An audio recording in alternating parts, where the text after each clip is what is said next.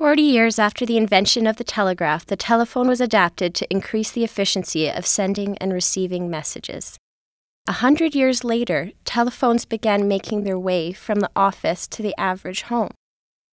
In the 1950s, telephones quickly became as essential to the modern household as a refrigerator or a vacuum cleaner. The technology was lacking, as was the ability to have a private conversation.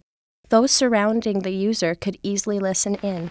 Ed, is this private? No, stick around if you like. Telephones certainly have changed a lot over the years, varying in shape and size. Some people these days wouldn't even know how to dial a rotary phone. Nowadays, telephone devices can be conveniently carried nearly everywhere. The telephone was said to be the invention that ended the war.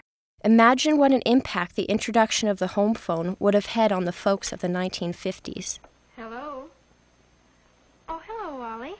All of a sudden, people were able to communicate with their loved ones, friends, family, and neighbors like never before. This allowed them the luxury of keeping casual relationships over long distances.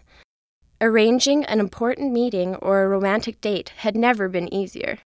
I was wondering if you'd like to go to the Strand to see a movie Saturday night, and then go over to Teen Town, maybe. The telephone companies would air television advertisements to instruct people on proper phone use and etiquette. Some garbled their conversation so much that even I couldn't understand them. This is Miss Gower from the Burton Supply Company. I just wanted to check with you about their order. This sort of thing was not second nature.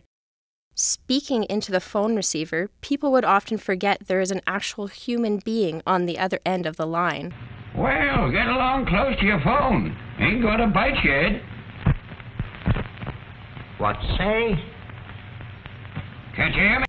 Have things really changed nowadays? Who knows where technology will lead the generations to come?